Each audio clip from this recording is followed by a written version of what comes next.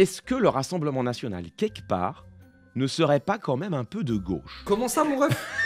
La question paraît tout à fait étonnante, et pourtant, c'est bien à cette interrogation que nous confronte aujourd'hui Bruno Retailleau, qui a eu une déclaration tout à fait étonnante. Je disais que je voulais un État fort, une France fière. Je pense que le Rassemblement national est très à gauche. Je pense qu'on ne peut pas... Sur quel sujet? Sur le sujet économique. Lorsque, par exemple, j'avais fait voter au Sénat les 15 ou 17 heures de contrepartie du RSA, parce que je pense que les allocations sociales ne sont pas des dus. Voilà, et que quand on veut remettre les pieds à l'étrier des gens qui sont très loin de l'emploi, il faut plutôt, au contraire, les accompagner dans l'activité. Voilà, Marine Le Pen avait voté contre. J'ai décidé de m'arrêter sur cette déclaration de Bruno Retailleau parce que vous allez voir qu'elle engage en réalité une discussion politique beaucoup plus large et que je trouve intéressante. Vous notez qu'il commence en disant « Le Rassemblement national est très à gauche, point ». Devant les interrogations un peu circonspectes du plateau, il se voit obligé de préciser « Non, mais sur le plan économique, les 15 à 17 heures de travail forcé pour les bénéficiaires du RSA, Marine Le Pen a voté contre ». On pourrait juste se moquer, dire « Bah voyez, c'est bien la preuve ». Que Bruno Retailleau est un ignoble fasciste. Si même lui considère que le Rassemblement national est trop à gauche, ça veut bien dire qu'il est à l'extrême droite, etc. Bon, cette idée, l'idée que le Rassemblement national, quelque part, il est un peu à gauche, c'est une idée qui est assez largement répandue. Vous avez sans doute entendu des gens autour de vous vous dire « Bon d'accord, sur l'immigration, le RN, ils sont contre l'immigration, mais sur les droits sociaux, sur l'économie, ils sont un peu de gauche quand même, ils sont plus de gauche que de droite. Marine Le Pen, elle parle beaucoup de pouvoir d'achat. Enfin, vous l'avez sans doute entendu. Je me suis dit que ce serait intéressant de s'arrêter sur cette question. L'occasion, je crois, au gré de cette déclaration nous est offerte, et c'est une bonne chose, de plonger en profondeur dans la question de la ligne économique du Rassemblement national. Quelle est réellement la ligne économique du RN, et peut-on en effet le qualifier d'économiquement et socialement plutôt à gauche? C'est ce qu'on va voir ensemble. D'abord, j'aimerais commencer en vous montrant que Bruno Retailleau ne fait que prendre la suite d'un grand nombre de responsables politiques de droite qui ont tenu les mêmes propos. Je ne me sens pas en phase sur tous les sujets économiques avec Marine Le Pen, qui a plutôt un programme qui est de gauche d'un point de vue économique pour la France. Maintenant, il faut qu'elle fasse le même effort sur le terrain économique,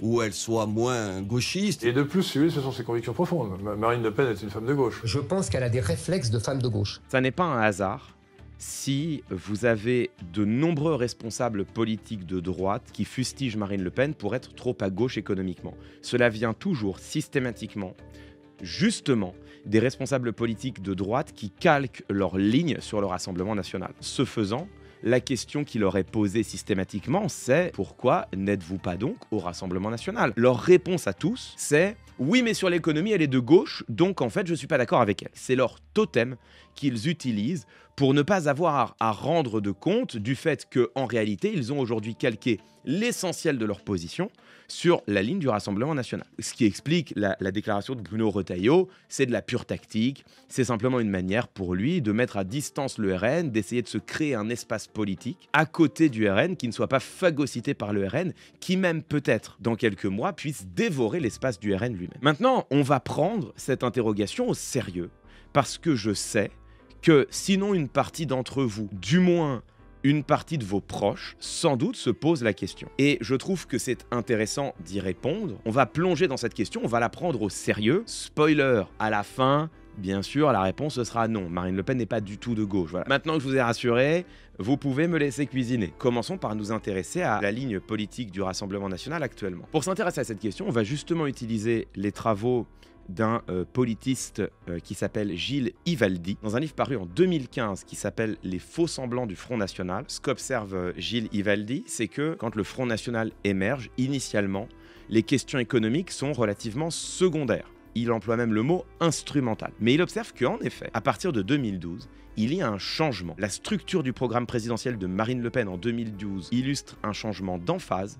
Des enjeux tels que le pouvoir d'achat, l'euro, l'emploi, la dette publique, les retraites ou la politique fiscale occupent les premières pages de son programme, devant les questions d'immigration ou de sécurité. À la base de cette stratégie, il y a un homme qui s'appelle Florian Philippot. Florian Philippot, avant de devenir un complotiste qui fait feu de tout bois pour tenter d'exister comme il le peut aujourd'hui sur YouTube, c'était le numéro 2 du Front National, derrière Marine Le Pen, son plus proche conseiller, un énarque dont le conseil à Marine Le Pen, c'était justement d'aller chercher l'électorat populaire en investissant ces questions-là, les questions de pouvoir d'achat, les questions de la dette, la question des retraites. Lui, il disait il faut aller chercher les électeurs populaires en proposant un discours sur ces questions-là, et un discours qui, en effet, est teinté de connotations sociales. Et donc il y a une réalité, c'est que dans le discours seulement, on va voir, mais dans le discours toutefois, la rhétorique du Front National à partir de 2012, sous l'impulsion de Marine Le Pen, fait de la place à des thématiques qui sont des thématiques sociales, notamment autour du pouvoir d'achat. C'est d'autant plus surprenant que cette ligne économique assumée par Marine Le Pen à partir de 2012, elle est en rupture directe avec la ligne économique historique du Front National. Je vous ai dit que le discours économique du FN, c'était des points qui étaient très secondaires dans les discours du Front National, mais ils étaient présents néanmoins. Gilles Ivaldi, dans une interview qu'il donne au journal Le Monde en 2024, nous résume ce qui était auparavant la ligne traditionnelle du FN en matière économique. À l'époque de Jean-Marie Le Pen, il nous dit ceci. Au départ, l'électorat du FN est un électorat bourgeois de droite classique, petits entrepreneurs, commerçants, artisans. Le Front National prend modèle sur les programmes de Ronald Reagan et de Margaret Thatcher. Moins de normes, moins de fonctionnaires, moins d'impôts.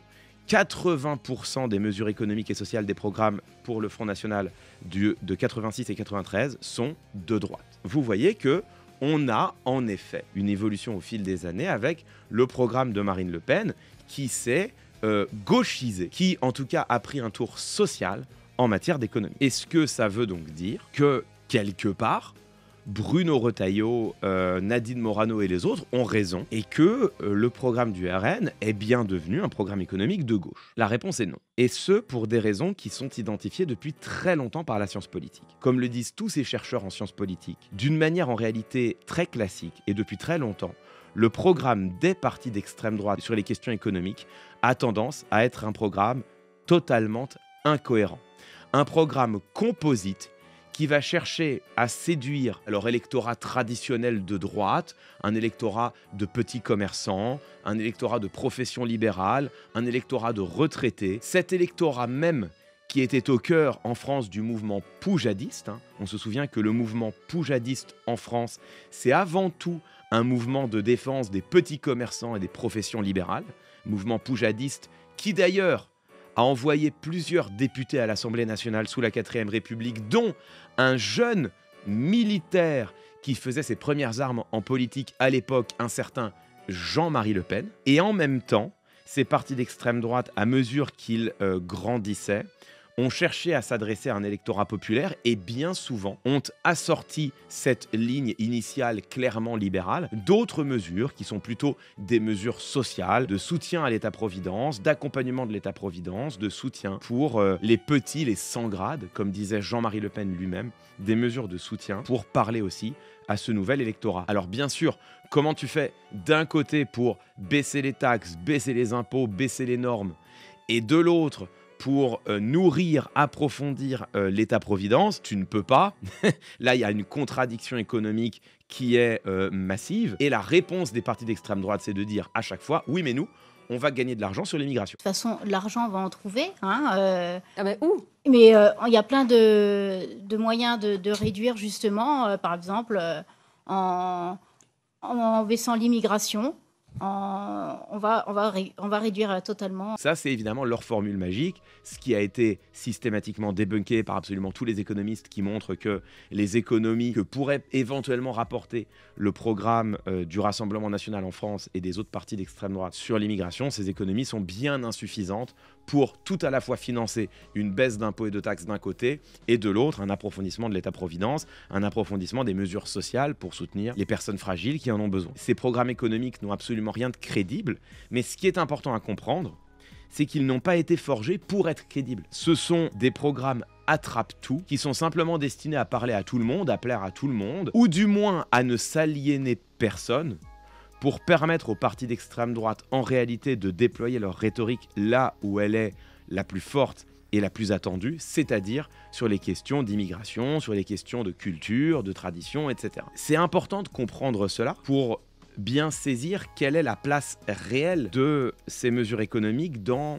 l'idéologie assumée par le Rassemblement national. Cette place, elle est en réalité très mineure. Et quand bien même Marine Le Pen en a fait un pan entier de sa rhétorique depuis 2012, en fait, dans le logiciel du Rassemblement national, dans l'idéologie interne du Rassemblement national, ça n'est absolument pas cela qui préémine. Marine Le Pen se contente de mettre en avant un discours dont elle pense que ce discours est de nature à lui rapporter des voix. Mais ça ne fait absolument pas partie du cœur de leur idéologie. Et ça, dans un instant, je vais vous le démontrer. L'un des symboles de cela, souvenez-vous, c'est l'une des mesures qui était portée par Marine Le Pen en 2022 et qui était l'une des mesures économiques les plus à droite qu'un candidat à la présidentielle ait portée.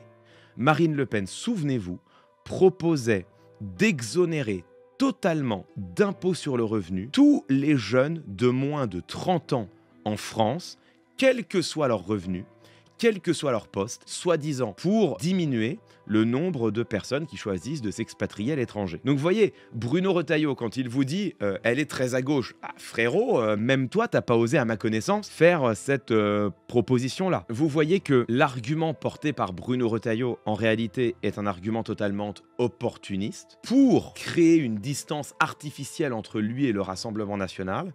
Il prend prétexte d'une partie du discours économique de Marine Le Pen pour prétexter qu'elle serait à gauche en ignorant tout le reste de ses propositions qui, elles, sont des propositions radicalement à droite. Il y a là, en réalité, des discours opportunistes qui reviennent à ce qu'on appelle en rhétorique du cherry picking. Hein. On va chercher les arguments qui nous arrangent en faisant mine d'ignorer tous les autres et qui permettent de créer une distance artificielle entre eux et le Rassemblement national. La déclaration de Bruno Retailleau, c'est vraiment simplement une tactique rhétorique qui lui permet de dire « Regardez, je ne suis pas comme le RN. Je suis encore à distance du RN. J'ai bien une singularité par rapport au RN. » Il prend prétexte d'une distinction sur les questions économiques, alors même que le RN, en réalité, n'a pas de ligne économique. Du moins, c'est ce qu'on pouvait croire, jusqu'à ce que le Rassemblement national devienne une force parlementaire. Parce que l'intérêt aujourd'hui, c'est qu'on a le discours politique de Marine Le Pen, on a la réalité du programme économique du RN qui est un programme composite, attrape-tout, mais on a même maintenant la réalité des votes et des propositions du RN à l'Assemblée nationale et aux élections législatives. Et là, ça devient intéressant. C'est une chose d'avoir un discours à gauche et de prétendre que l'on veut soutenir les petites gens, etc. Mais derrière, si on va voir la réalité, on commence à avoir une bonne idée, non pas de leur discours économique, mais de la réalité de leurs propositions économiques. Sur le fondement non plus de leur discours, mais de leurs actes. Est-ce qu'on peut dire que le RN est encore un peu de droite et un peu de gauche? Vous allez voir que c'est un peu plus compliqué que ça. On va faire les choses dans l'ordre. On va d'abord regarder ce qui s'est passé au moment des législatives 2024. Parce que, souvenez-vous, en juin 2024, le Rassemblement national reçoit le soutien inattendu d'Éric Ciotti. Évidemment, Éric Ciotti, quand il arrive, il dit « Alors moi, les gars, je veux bien vous rejoindre sur les questions migratoires, sur les questions de racisme. On est très alignés, on veut la même chose. Par contre, économiquement, là, vos délires de gaucho, le pénisme et tout, la couleuvre est un peu dure à avaler. » Et donc, ils ont immédiatement choisi d'amender leur programme économique. Regardez ce papier du Monde en juillet 2024. Plus question de mesures trop dispendieuses ou qui pourraient apeurer les électeurs comme les marchés. La nationalisation des concessions autoroutières a disparu du programme officiel de Jordan Bardella. La suppression de l'impôt sur le revenu pour les moins de 30 ans, on en parlait tout à l'heure, n'interviendrait que dans une deuxième étape, de même peut-être que celle des droits de succession. Quant à la sortie de l'euro, le parti l'a abandonné depuis 2017. Vous voyez que la suppression de l'impôt sur le revenu pour les citoyennes et les citoyens de moins de 30 ans, cette question-là, même la droite est contre, parce qu'ils sont pour la rigueur budgétaire, et même eux, hein, c'est pour ça que je vous dis que c'est une des mesures les plus de droite que tu puisses imaginer, parce que même la droite considère que c'est trop dispendieux. Désormais, l'essentiel du plan économique reformaté tient en 2 points et 2 points seulement: la production et le retour à la raison budgétaire, c'est-à-dire le discours des Républicains. Exactement. Le projet de l'extrême droite en la matière ne paraît pas très éloigné de celui d'Emmanuel Macron en faveur de la Startup Nation et de l'attractivité du pays pour les entreprises étrangères. Évidemment, le point le plus capital, c'est sur la réforme des retraites. N'oubliez pas que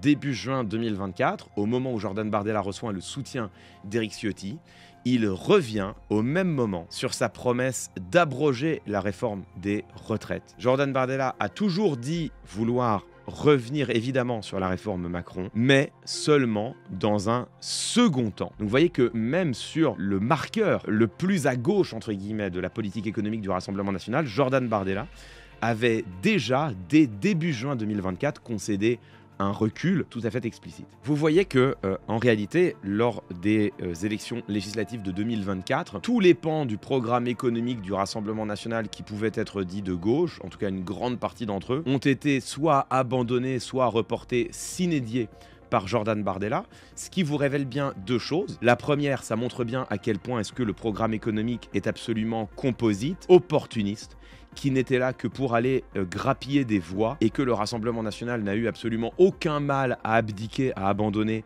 quand ils ont vu que leur intérêt électoral était ailleurs. Donc ça vous montre bien, contrairement à ce que laisse entendre Bruno Retailleau, ça vous montre bien que ce ne sont pas du tout des convictions économiques chez le RN, mais bien purement des propositions démagogiques qui visent à aller chercher les voix là où elles sont. D'autre part, ces abandons vous montrent bien où se situe réellement la ligne du Rassemblement national. Leur ligne, c'est non pas une ligne de gauche économique, mais c'est bien une ligne libérale, parfaitement compatible avec, en réalité, les Républicains. Et d'ailleurs, si vous en doutiez, il suffit de se pencher sur non pas ce qu'a dit le RN pendant les élections législatives de 2024, il suffit de se pencher sur ce qu'a fait le RN une fois élu. Et donc là, on a ce papier du Monde à l'Assemblée nationale, la stratégie du RN pour effacer la droite, après des années passées à pourfendre les deux décisions d'Emmanuel Macron consistant à supprimer l'ISF et à créer la flat tax, deux mesures qui permettent de taxer moins lourdement les revenus du capital. En octobre 2024, les députés du Rassemblement national ont sauvé ces deux marqueurs de la politique fiscale d'Emmanuel Macron. Ce sont des faits. Voilà ce qu'a voté le prétendu parti de gauche, comme le dit Bruno Retailleau. Vous voyez que quand on regarde les faits sont absolument éloquents. Cette clarté de la ligne économique du RN devient encore davantage diaphane dès lors que l'on regarde ce qu'il proposait pour le budget 2025. C'est un papier publié dans Le Monde, là encore, en octobre 2024. Le Monde qui s'est penché sur les propositions du RN en matière budgétaire. Donc là, ils ont vraiment regardé le contre-budget proposé par le RN. Ce contre-budget, vous allez voir, est absolument éloquent. Amendement par amendement, l'extrême droite prévoit 13,7 milliards d'euros d'économies supplémentaires par rapport à celles déjà proposées à l'époque par le gouvernement Barnier, et fait la part entre ceux qu'elle choisit, ceux qu'elle préserve et ceux qu'elle sacrifie. Choyez, deux points, les gros consommateurs énergétiques via une baisse de TVA sur l'énergie. Choyez également, c'est vrai, les ménages modestes via la suppression de la TVA sur les produits de première nécessité. Ensuite, préservez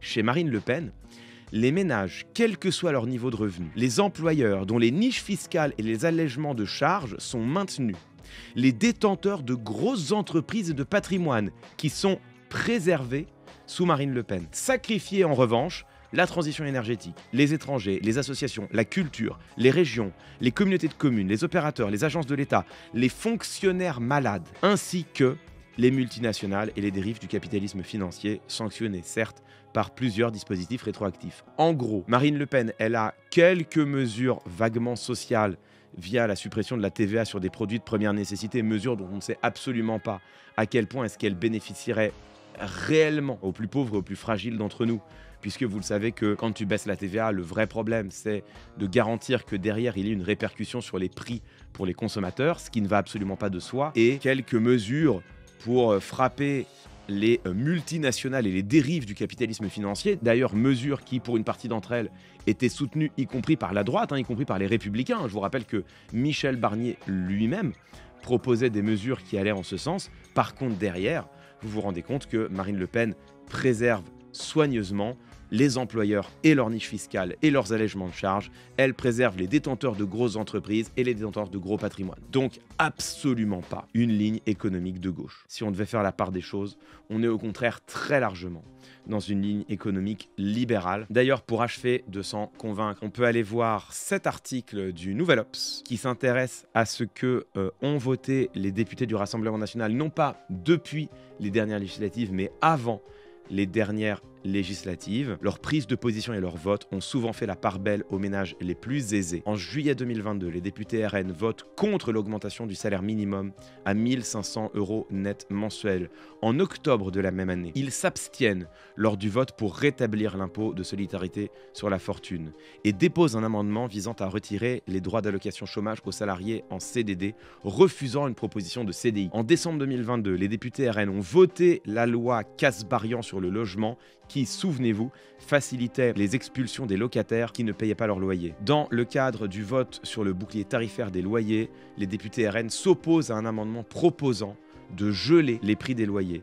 Ils se prononcent contre la gratuité des cantines et des fournitures scolaires. C'était en octobre 2023. Non pas dans leurs discours, mais dans leurs actes, les députés du RN ont été presque toujours en soutien au capital, en soutien à une politique libérale à laquelle ils disent sur le papier s'opposer, mais à laquelle ils apportent dans les faits leur voix à chaque fois qu'ils le peuvent à l'Assemblée nationale. Voilà quelle est aujourd'hui la véritable politique économique du Rassemblement national. Effectivement, dans son discours, le Rassemblement national prend bien soin d'inclure une rhétorique de gauche, une rhétorique sociale. Il convoque vigoureusement la thématique du pouvoir d'achat, la thématique du soutien aux plus pauvres, aux plus fragiles, aux plus précaires, aux plus défavorisés, dans un objectif purement électoraliste. Mais en réalité, déjà, d'une part, ça n'est rien d'autre que la vieille stratégie des partis d'extrême droite en Europe, consistant à taper un peu partout, à avoir un discours attrape-tout, à dire une chose et en même temps son contraire. Comment est-ce qu'on finance tout ça ? L'immigration, c'est la réponse magique. Bon, bref, ce discours socio-économique en apparence de gauche dans la voix des représentants du RN, il n'est rien d'autre que l'avatar d'une stratégie rhétorique connue, documentée par la science politique, consistant à taper un peu partout pour essayer de parler à chaque part de leur électorat sans rechercher de cohérence et donc sans pouvoir in fine être appliqué. Et puis d'autre part, quand on regarde la réalité des actes, des propositions, des votes du Rassemblement national, on se rend compte de manière absolument claire et incontestable que leur ligne économique réelle, celle qu'ils soutiennent dans les faits, c'est une ligne économique libérale, certes avec quelques amendements ici ou là, certes quelques nuances quand il s'agit d'aller taxer les plus grandes entreprises, d'aller taxer les multinationales, mais des nuances qu'en réalité on retrouve tout à fait chez les Républicains. Encore une fois, c'est des propositions que faisait Michel Barnier lui-même. Voilà ce que j'avais à vous dire sur cette question. Quel est son intérêt ? Déjà, d'une part, ça permet d'éparpiller, mais alors façon puzzle, la déclaration totalement hypocrite de Bruno Retailleau consistant à dire non, moi j'ai rien à voir avec le RN, regardez, eux ils sont très à gauche. Bon, c'est pas vrai. En réalité, la ligne économique du RN est très proche de la sienne. En réalité, leur ligne sur l'immigration est très proche de la sienne. Et en réalité, aujourd'hui, le discours aujourd'hui est a fortiori depuis que Éric Ciotti a rejoint la marge du Rassemblement national, la ligne politique des Républicains et la ligne politique du Rassemblement national sont quasiment les mêmes. Il y a maintenant une feuille de papier à cigarette entre les deux. Et donc ne tombez pas dans ces discours totalement hypocrites et totalement instrumentaux des responsables de droite, Bruno Retailleau en tête, consistant à prendre prétexte de cette rhétorique gauchiste de Marine Le Pen pour mettre à distance le Rassemblement national. Il ne fait cela que pour une raison tactique: préserver son espace politique, essayer de se créer un espace politique aux côtés du RN qui, espère-t-il, lui permettrait peut-être de phagocyter le RN lors de la prochaine élection présidentielle. Donc ne nous laissons pas avoir par cela. Et enfin, et par ailleurs, c'est la raison pour laquelle je voulais faire cette séquence, vous avez des arguments factuels, concrets, étayés, documentés, pour répondre à celles et ceux parmi votre entourage qui peut-être se laissent avoir, se laissent attraper par justement le discours attrape-tout de Marine Le Pen. Vous saurez maintenant comment leur répondre. Non, ça n'est rien d'autre qu'une rhétorique fondée sur l'incohérence pour parler au plus grand nombre. Et derrière, quand on regarde les faits, on a sous les yeux une ligne libérale, classique, qui ne fera rien d'autre que favoriser toujours les mêmes, c'est-à-dire les plus fortunés, ceux qui ont déjà du capital, ceux qui ont déjà des entreprises, ceux qui ont déjà des actifs, ceux qui s'en sortent déjà bien dans la vie et qui seront épargnés par la politique du Rassemblement national. Les autres, si on se fonde sur ce que propose Marine Le Pen, elle ne vous apportera rien de plus. Marine Le Pen n'a absolument pas en tête le devenir des travailleurs et des travailleuses. Elle n'a en tête qu'une chose: stigmatiser les immigrés. C'est la seule chose qui subsiste une fois qu'on a évaporé le mirage trompeur et enfumé de sa fausse et fallacieuse rhétorique économique.